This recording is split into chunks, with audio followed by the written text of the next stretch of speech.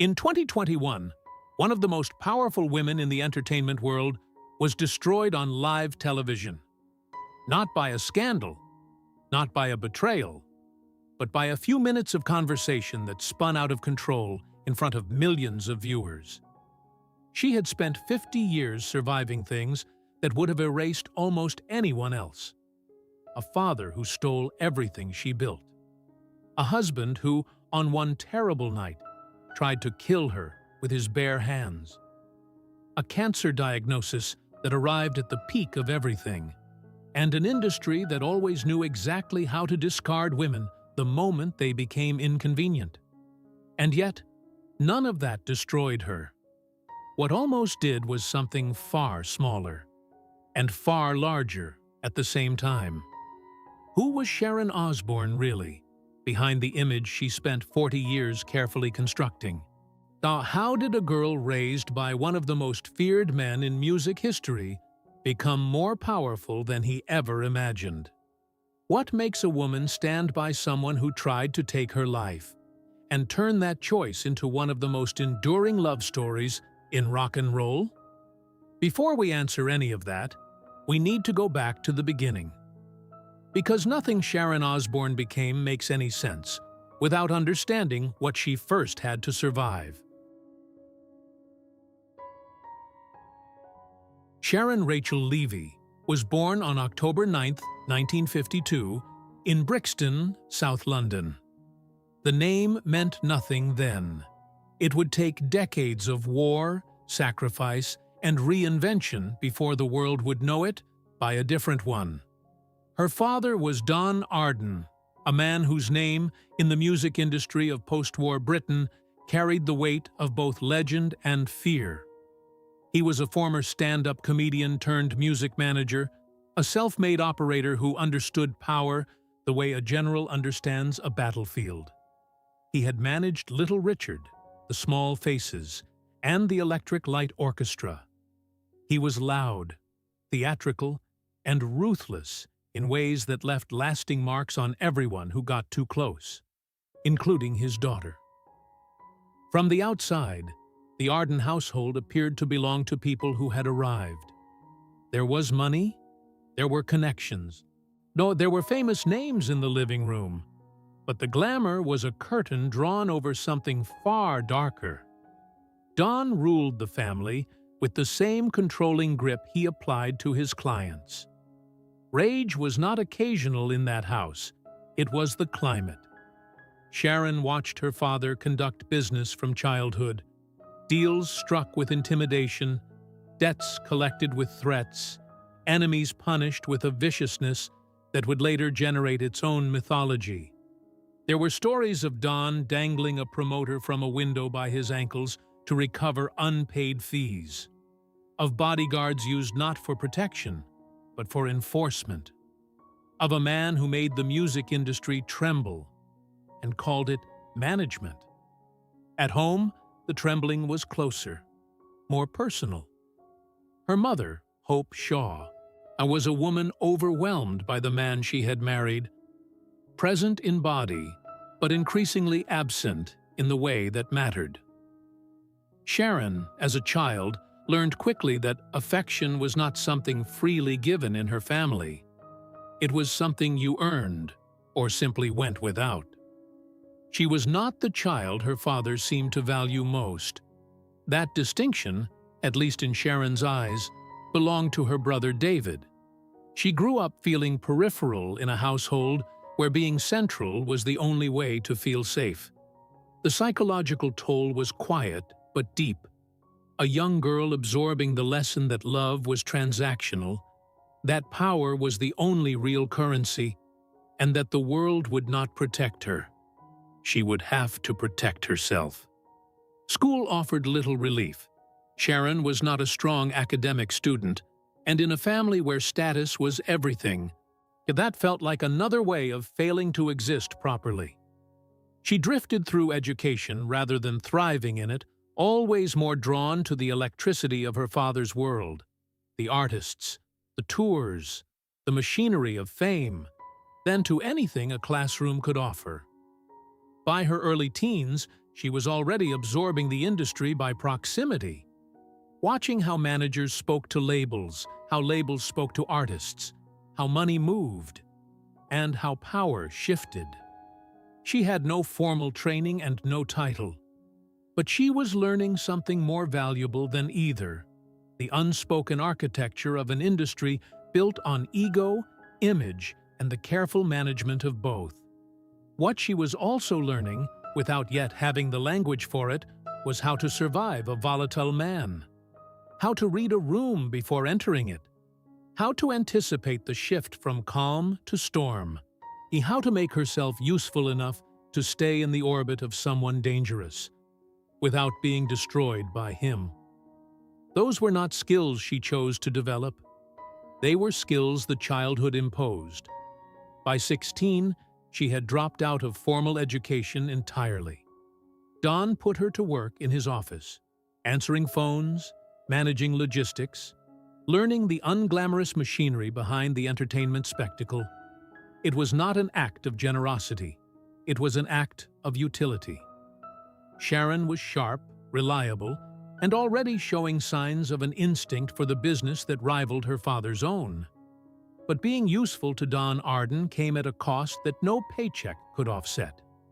She witnessed things in those years that left permanent marks: the way her father disposed of loyalty when it became inconvenient, the way people were elevated and then discarded, the way business relationships could erupt into something that looked less like commerce and more like combat. She was not a bystander. She was inside it, absorbing it, shaped by it in ways she would only fully recognize decades later. There was no safe harbor in her childhood, no parent who held the world at bay, no voice that told her she was enough simply as she was.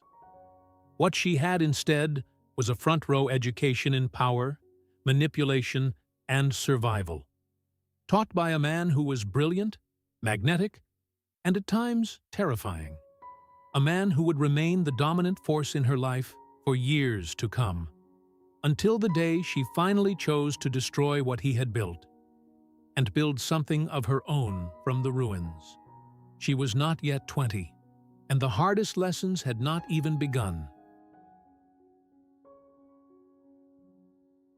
She was 19 when she first saw him. Ozzy Osbourne was already a wreck by most conventional measures, and already, by any honest measure, a force of nature. The former frontman of Black Sabbath had been fired from the band in 1979, dismissed as too chaotic, too unreliable, too far gone into the darkness that both fueled and consumed him. He arrived in Don Arden's orbit as a problem to be managed, a damaged asset that nobody quite knew what to do with. Sharon knew exactly what to do with him. What the world would later interpret as a love story, the sharp, ferociously competent woman and the wild, untamable rock god, was in its earliest form something more complicated and more honest than romance. Sharon saw in Ozzy something that no one else seemed willing to see. Not the chaos, not the excess, but the talent underneath it, raw and genuine and worth fighting for. She began managing him, quietly at first, in the shadow of her father's operation, redirecting resources, making calls, pulling strings that Don either didn't notice or didn't care about. She believed in Ozzy at a moment when belief in him was an unfashionable position, and that belief, as much as anything else, became the foundation of everything that followed. But the personal and the professional were already dangerously entangled. By the early 1980s, Sharon and Ozzy were together. It was not a simple union. Ozzy was deep in addiction, alcohol, drugs, a lifestyle that operated without guardrails and left devastation in its wake.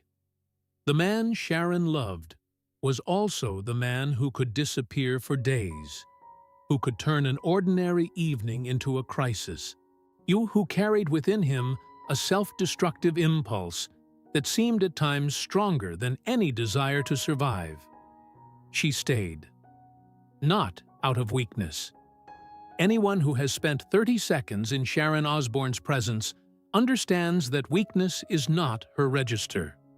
She stayed because she had made a decision. The kind of decision that is less a feeling and more a commitment carved into bone. She would not abandon him. She would not look away. She would fight for him even when he could not fight for himself. In 1982, they married. The wedding was not a fairy tale. It was a declaration of war against all the forces, internal and external, that threatened to destroy what they were building together. And those forces were considerable. Ozzy's addictions did not retreat because of love. They intensified.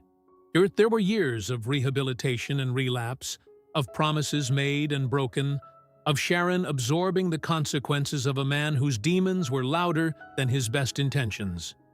She managed his career with ferocious precision, while simultaneously managing his survival. Two full-time occupations that most people would have abandoned after the first year. There was a night in 1989 that Sharon has spoken of in public only in fragments, each fragment more chilling than the last.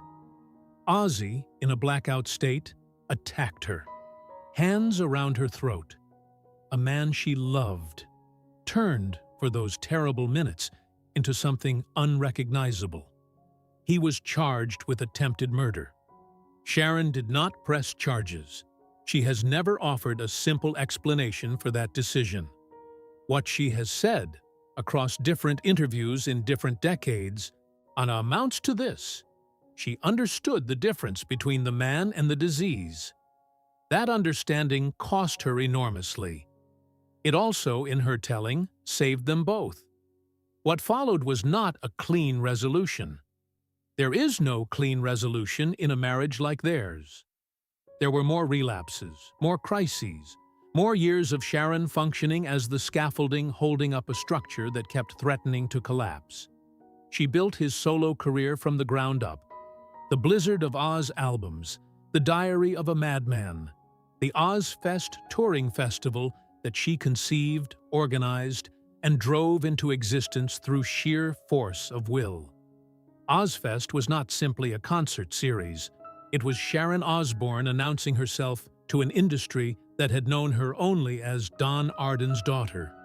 She negotiated with venues, booked artists, managed logistics across multiple continents, and turned a concept born of necessity.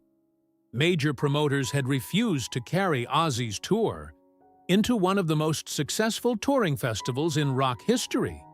She did it while raising 3 children. Kelly, Amy, and Jack grew up inside a household that was, by any standard, extraordinary in both its love and its turbulence. Sharon has said that she wanted to give her children something she never had: a home where they felt seen. Whether she succeeded is something only they can truly answer. What is clear is that she tried, fiercely and imperfectly, the way she did everything. By the time the 1990s gave way to a new century, Sharon Osbourne had built an empire on the foundation of a marriage that should have collapsed a dozen times, and didn't. And she had turned her husband's chaos into commerce and her own resilience into a career. But the industry still saw her primarily as Ozzy's wife, the woman behind the throne, essential but secondary, powerful but unacknowledged. She was about to change that, and the vehicle for that change would arrive in the most unexpected form. A television camera pointed directly at the beautiful, dysfunctional, unfiltered reality of her own front door. There is a particular kind of betrayal that cuts deeper than any other. Not the betrayal of an enemy. That is simply the world operating as expected. The betrayal that leaves permanent scars is the one that comes from family, from the person who was supposed to be the safest place in the room. For Sharon Osbourne, that person was her father. Don Arden had given her an education in the music industry that no university could replicate. He had placed her inside the machinery of power while she was still a teenager, let her watch and absorb and sharpen herself against the hardest edges of the business. In his way, he had made her formidable. But what he had also done, for years, was take. The details emerged slowly. Then, all at once, the way financial betrayals always do. Sharon discovered that Don had been systematically siphoning money from Ozzy's earnings. Royalties redirected. Revenue disappeared into accounts that had nothing to do with the artist who had generated them. For a man who prided himself on loyalty and control, it was an act of breathtaking hypocrisy. For Sharon, who had spent years building Ozzy's career from the wreckage of his dismissal from Black Sabbath, it was something closer to desecration. She confronted him. The conversation, by all accounts, was not quiet. What followed was not simply a business dispute. It was a severance. Total, permanent, and devastating in ways that went far beyond contracts and accounting. Sharon sued her father. She took him to court and pursued the case with the same ferocious precision she applied to everything she believed in. The legal battle was long, expensive, and brutally public in an industry where family conflicts are typically buried under non-disclosure agreements and forced smiles at award ceremonies. Don Arden did not take it quietly. He fought back, not just in courtrooms, but in the way men of his generation and temperament knew best. Through reputation, through whispers, through the particular cruelty of a father who decides that a child who challenges him has forfeited the right to be called family. He reportedly placed a curse on her. Whether one believes in such things is irrelevant. The intention behind it, to wound, to diminish, to remind her of her place, was real enough. Sharon won the legal battle. She recovered the money. But the cost of that victory was something no court could quantify. She had spent her childhood in a household where love and fear occupied the same space. She had learned to navigate her father's volatility the way sailors learn to read dangerous weather, not because they enjoy storms, but because the alternative is drowning.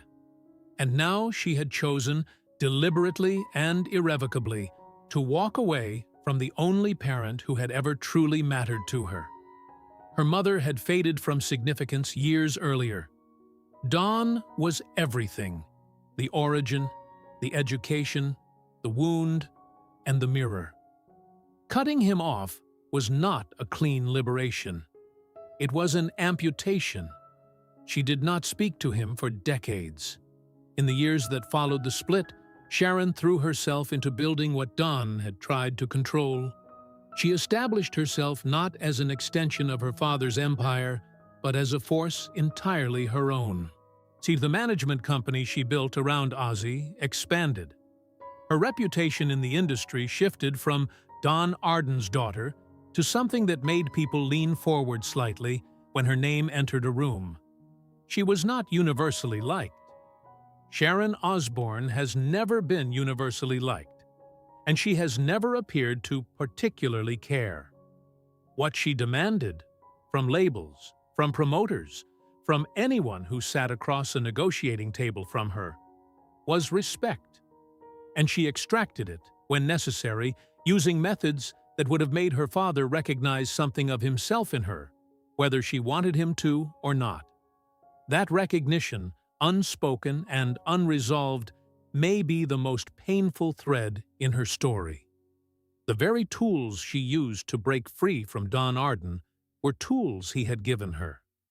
The toughness, the strategic ruthlessness, and the refusal to accept terms that diminished her, all of it carried his fingerprints. She had escaped him by becoming, in certain lights, a version of him that she could live with.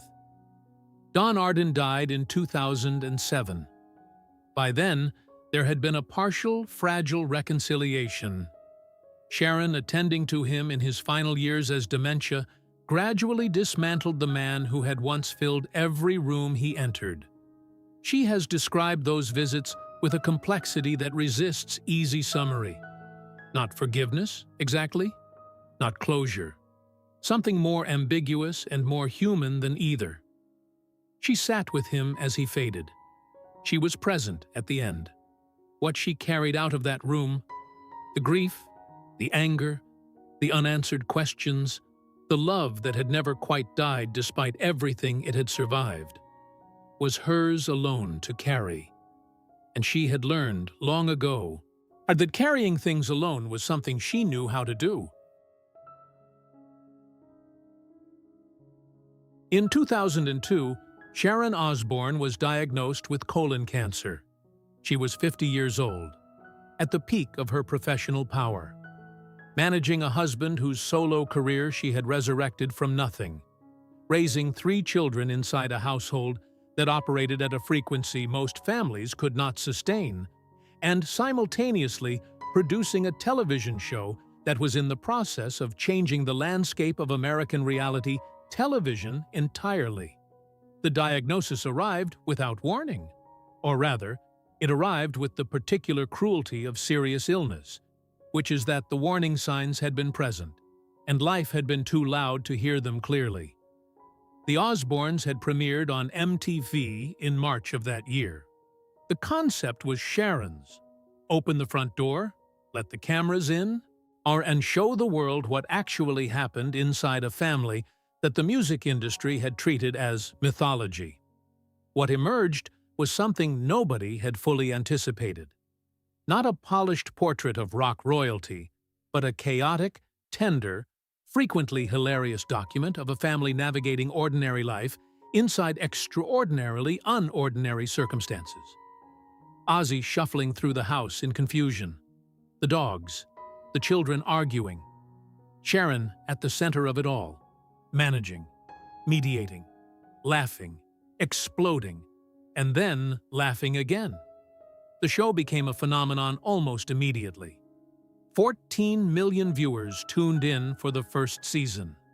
Sharon, who had spent 20 years building other people's visibility, had accidentally become one of the most recognizable women on American television. And then the cancer arrived. She chose, and with characteristic decisiveness, to keep filming. It was not a simple decision and should not be reduced to one. There were people around her who questioned it, who suggested that illness deserved privacy, that the cameras should be switched off, that some things were not meant to be content. Sharon heard those arguments and proceeded anyway, not out of recklessness, but out of a logic that was entirely her own.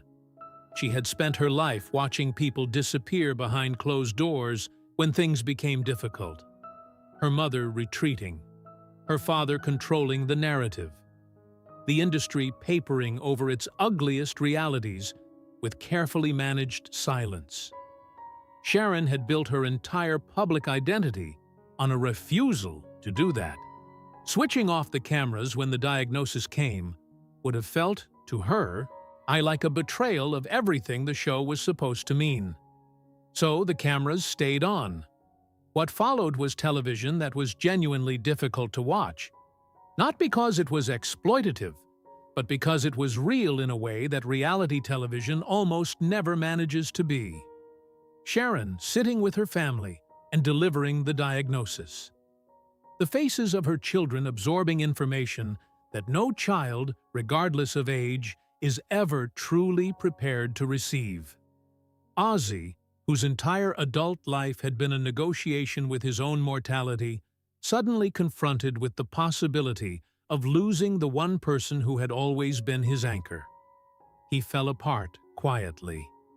Sharon did not allow herself that luxury, at least not on camera. What she showed the world was the face she had always shown the world. Present, sharp, yet darkly humorous when the alternative was unbearable. She joked about the indignities of treatment in a way that made people laugh, and then feel slightly guilty for laughing, which is its own form of grace. The chemotherapy was brutal. The surgery was serious.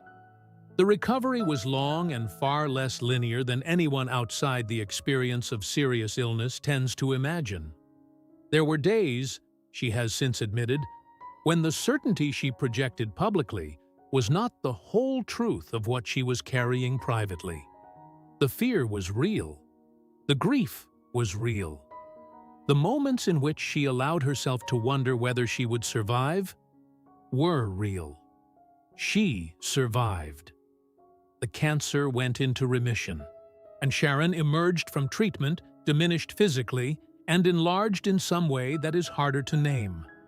A quality that serious illness sometimes confers on people who move through it without being destroyed by it. An awareness of time. A recalibration of what actually matters against the vast background noise of what seems to. She has spoken since about the decision she made in the aftermath of her diagnosis to have a preventive double mastectomy. A choice she made clearly and without apology, prioritizing survival over any other consideration. It was consistent with everything she had always been, a woman who looked at the options available to her and chose the one most likely to keep her alive and present for the people who needed her. The Osbournes continued filming. The show ran for 4 seasons. It made Sharon Osbourne a household name in a way that no amount of behind-the-scenes industry power could have achieved. But the name it made her was now attached to something the industry had never quite seen before. A woman who had been genuinely ill, genuinely frightened, and genuinely unwilling to pretend otherwise. That authenticity, paid for at considerable personal cost, would become both her greatest asset and, in time, the standard against which every subsequent public moment would be measured. By the mid-2000s, Sharon Osbourne had done something that the music industry, for all its celebration of reinvention, rarely allows women to do. She had evolved, publicly, visibly, and entirely on her own terms, from backstage architect to front-of-camera authority. And she had done it not by softening herself to fit the expectations of television, but by forcing television to accommodate what she actually was. The X Factor came first. Simon Cowell's flagship talent competition launched in the United Kingdom in 2004, and Sharon joined the judging panel from the beginning. The dynamic was immediate and electric. 2 people who understood the music industry at its most ruthless, sitting across from each other with the cameras rolling. Their arguments were genuine. Their chemistry was genuine. The friction between Sharon's emotional investment in contestants and Simon's clinical assessments generated the kind of television that audiences find genuinely difficult to stop watching. She was not simply a judge. She was an advocate, ferociously, sometimes irrationally loyal to the artists she believed in, willing to fight on their behalf with an intensity that went well beyond the requirements of the format. Contestants who earned her belief found themselves with a protector who operated with the full force of decades of industry knowledge behind every public declaration of support. She left the show. She returned. She left again. The relationship between Sharon Osbourne and the X Factor mirrored, in certain ways, the relationship between Sharon Osbourne and most of the significant forces in her life. Intense, productive, periodically explosive, and never entirely resolved. In America, she moved to The Talk, CBS's daytime panel show that launched in 2010. Here the register was different. Less competition, more conversation. A format built on the idea that women speaking honestly about their lives, their opinions, and the world around them constituted its own form of entertainment. Sharon was a natural fit, and for over a decade, she was one of the show's defining voices. Sharp, funny, occasionally outrageous, and always watchable. The talk made her something the X Factor never quite had: a daily presence in American living rooms. Not the Sharon Osbourne of rock mythology or reality television spectacle, but a version of herself that felt, to millions of viewers, like someone they actually knew. And someone who said what she thought before fully calculating the consequences, and who made that quality feel like honesty rather than recklessness. For a long time, it worked. Then came March 2021. The details are by now well documented, but their weight requires acknowledgement. Piers Morgan, Sharon's longtime friend, had made comments about Meghan Markle following the Duke and Duchess of Sussex's interview with Oprah Winfrey. The comments generated enormous controversy. On the talk, Sharon was asked about her defense of Morgan on social media. What followed was a conversation that collapsed in real time. Sharon, defending her right to support her friend without being labeled racist, yet became visibly agitated as her co-host Sheryl Underwood pressed the discussion toward a more direct confrontation with how her words had landed. Sharon's response, emotional, defensive, and at moments aggressive, did not help her case. By the end of the segment, she was in tears. The show cut to commercial. The damage by then was already done. The criticism was swift and severe. Social media erupted. Former colleagues gave interviews describing a pattern of behavior on set that went far beyond a single difficult conversation. Sharon issued an apology, then another. CBS launched an investigation. The show went on a brief hiatus. When it returned, Sharon was not on it. She resigned or was pushed toward resignation, the precise mechanics of which have been described differently by different parties. The outcome was the same. After 11 years, one of the most recognizable faces in American daytime television was gone. The manner of her exit ensured that the departure would be defined not by her decade of contributions to the show, but by those final, fractured minutes. The irony was not subtle. Sharon Osbourne had spent her entire career operating in an industry that ran, for most of its history, almost entirely on the assumption that what powerful men did and said was simply the cost of doing business. She had survived that world by becoming as hard and as direct as the men who built it. And now she was being held, publicly and completely, to a standard of accountability that the industry had rarely applied with equal force to the men who had shaped it. Whether the criticism was fair is a question with no clean answer. Our Sharon herself has never fully accepted the framing applied to her. She has expressed regret for how the conversation unfolded while simultaneously contesting the interpretation placed on her motivations. The gap between those two positions, genuine remorse for impact, resistance to the assigned narrative, is one she has lived inside uncomfortably ever since. What is undeniable is the cost. A show she had helped define. A platform that had given her a different kind of visibility than anything that came before. Relationships with colleagues that did not survive the aftermath. And a public identity that, for the first time in her career, she could not fully control or redirect. The woman who had always written the narrative found herself, suddenly, as its subject. And the story being written about her was not one she recognized as true. There is a particular exhaustion that has no clinical name. It is not depression, though it can look like it from the outside. It is not grief, though grief is part of it. It is the exhaustion that accumulates in a person who has been strong for too long, for too many people, without sufficient intervals of being allowed to simply stop. By the time Sharon Osbourne entered her late 60s, she had been strong for the better part of 5 decades. For Ozzy, for her children, for the artists she managed, the shows she built, the brand she had constructed from the raw materials of her own survival. The strength had never been effortless. It had always cost her something. But for most of her life, the cost had felt like a reasonable price for the life she was building. Then Ozzy's health began to collapse, and the price became something else entirely. The signs had been accumulating for years, obscured by the general turbulence of a life lived at high volume.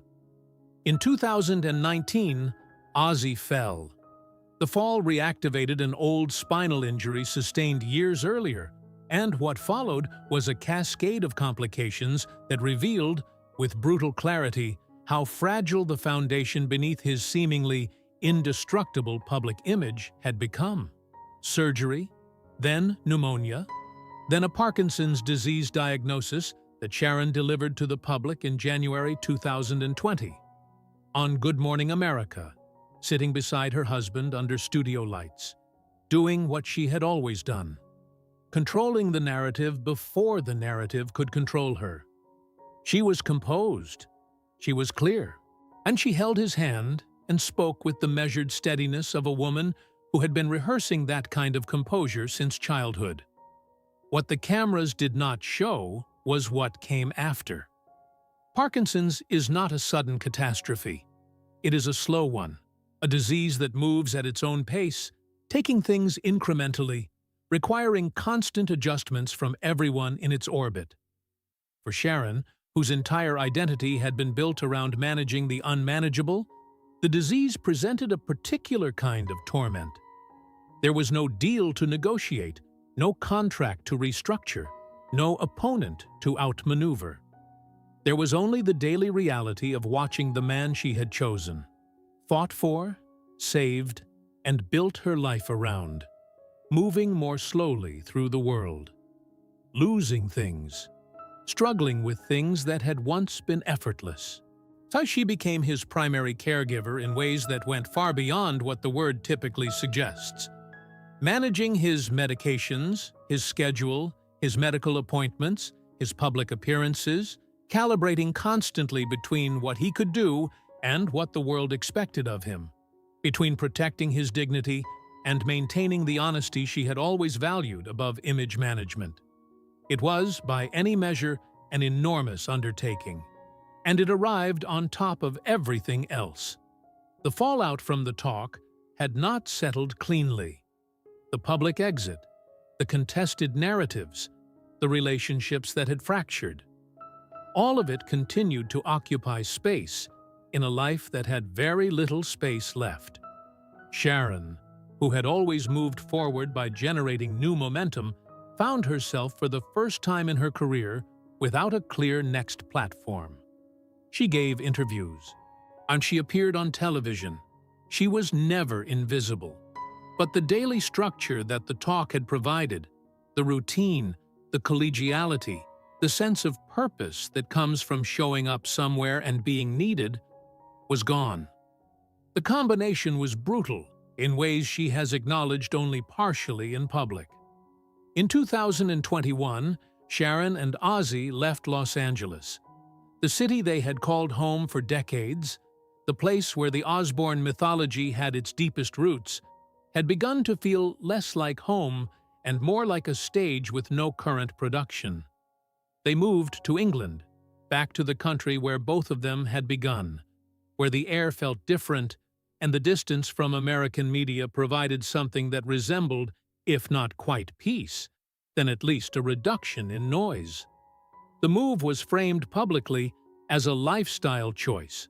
In private, those close to Sharon described it in different terms, as a retreat, as a recognition that the life she had been living at the pace she had been living, it was no longer sustainable. She has spoken in carefully chosen moments about the emotional weight of those years, about what it means to watch someone you love navigate a degenerative illness, about the particular loneliness of being a caregiver, visible in your role, invisible in your need, about the anger that comes with helplessness, and the guilt that follows the anger, and the exhaustion that underlies all of it. What she has been less willing to discuss publicly though it has surfaced in fragments across various interviews, is the toll on her own sense of self. Sharon Osbourne had always known who she was.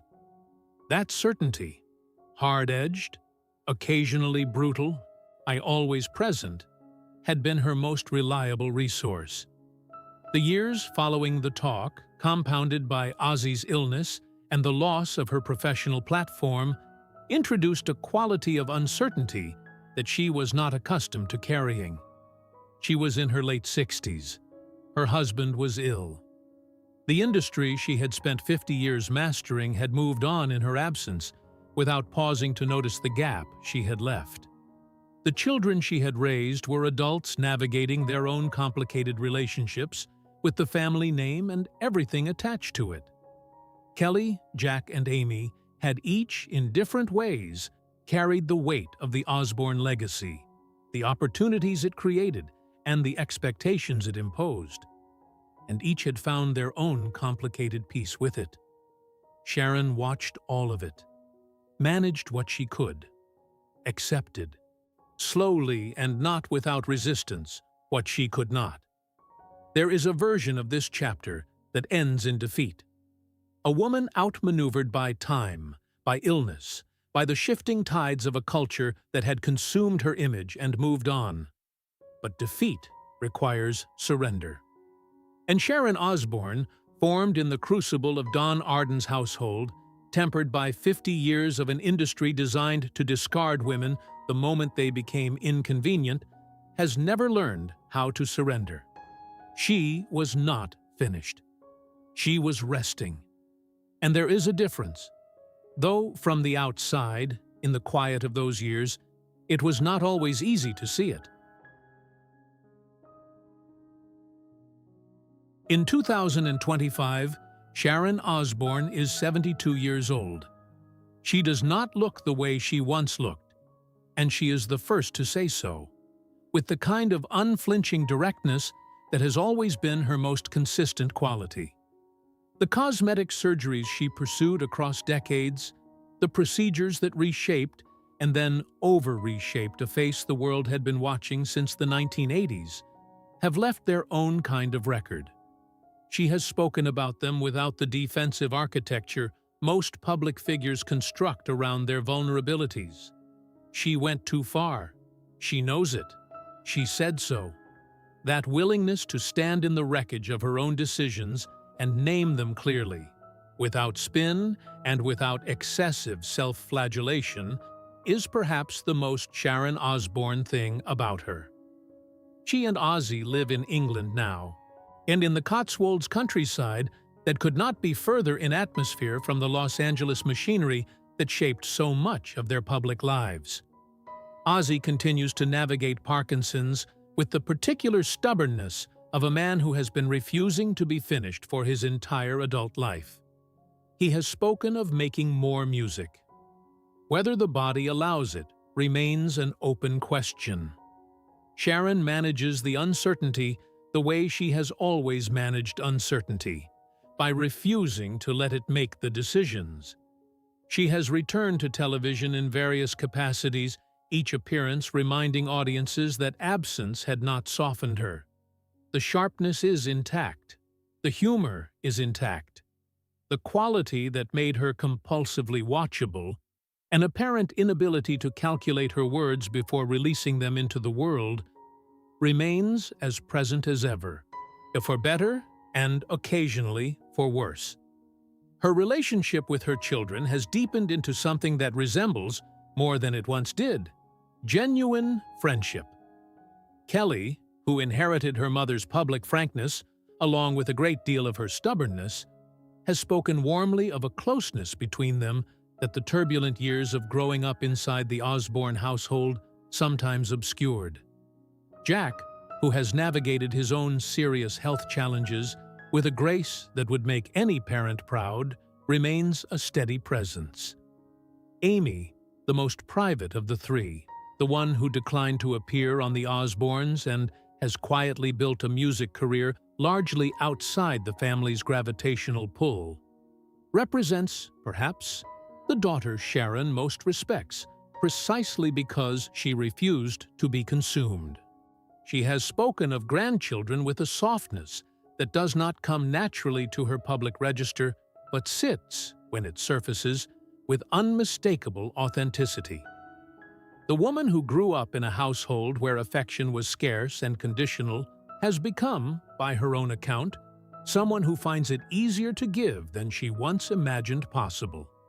That is not a small thing. That is, in fact, the quiet revolution of her later years. The legacy she leaves behind is not reducible to a single narrative, which is appropriate for a woman whose life has consistently resisted simplification. She is the girl who survived Don Arden and became, in certain lights, his most formidable creation. The wife who stayed when leaving would have been easier, and who built an empire in the space that staying opened up. The manager who turned a dismissed rock singer into a global brand through nothing but belief, tenacity, and an almost terrifying capacity for work. The television presence who made honesty feel like entertainment, and entertainment feel like honesty. The woman who was publicly shamed in her late 60s and refused, quietly and without drama, to be defined by it. She is also the person who made mistakes, significant ones, made in public, with consequences that others absorbed. That is part of the record too, and any honest accounting of her life has to hold both things at once: the formidable and the flawed, the courageous and the cruel, the woman who fought for everyone she loved, and sometimes, in the heat of that fighting, lost sight of who was getting hurt. What Sharon Osbourne has always understood, instinctively, from the earliest days of watching her father operate, is that power is not given. It is taken, held, occasionally lost, and sometimes rebuilt from nothing. She has done all of those things, more than once.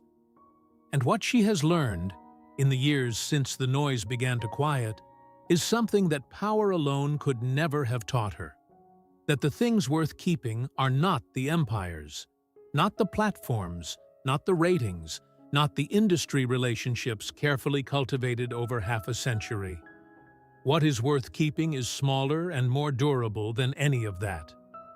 A husband who is still here, children who call, grandchildren who do not yet know her story and will one day decide for themselves what to make of it.